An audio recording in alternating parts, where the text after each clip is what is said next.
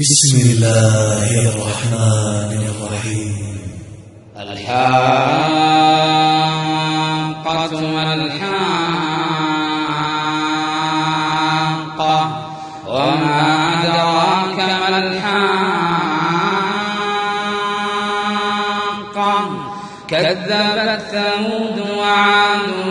بالقارعة فأما ثمود فأهلكوا بالطاغية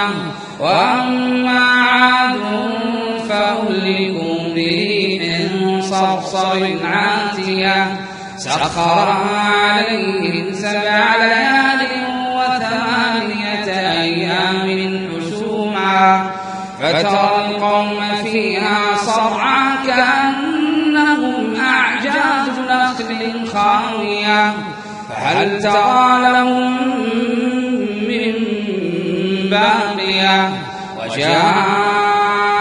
فرعون ومن قبله والمؤتفكات بالخاطئة فعصوا رسول ربهم فأخذهم أخذة رابية إنا لما طغى الماء حملناكم في الجارية لنجعلها لكم تذكرة وتعيها أذن واعية فإذا نفخ في الصور نفخة واحدة وحملت الأرض والجبال فدكتا دكة واحدة فيومئذ وقعت الواقعة وانشقت السماء فهي يومئذ واهية والملك على أرجائها ويحمل عرش ربك فوقهم يومئذ 8 يومئذ تعرضون لا تخفى منكم خافية فأما من أوتي كتابه بيمينه فيقول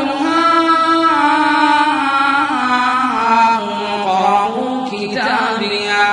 إني ظننت أني ملاق حسابيه فهو في عيشة راضية في جنة عالية قطوفها دانية كلوا واشربوا هنيئا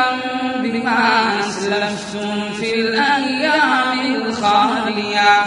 وأما من أوتي كتابه بشماله فيقول يا ليتني لم أوت كتابيه ولم أدر ما حسابيه يا ليتها كانت القاضية ما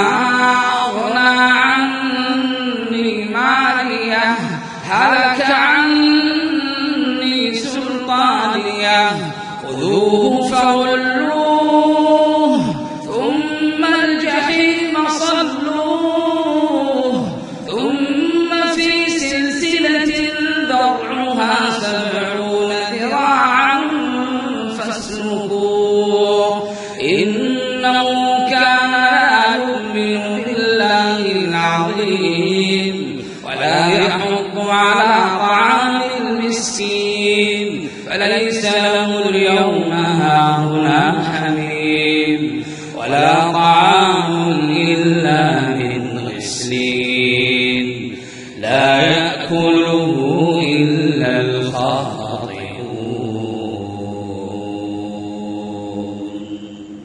فلا أقسم بما تبصرون وما لا تبصرون إنه لقول رسول كريم وما هو بقول شاعر قليلا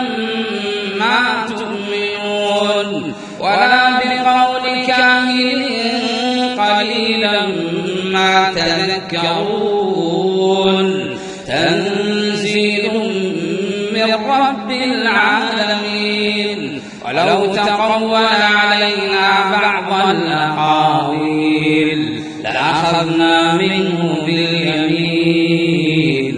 ثم لقطعنا منه الوتين فما منكم من أحد عنه حاجزين وإنه لتذكرة للمتقين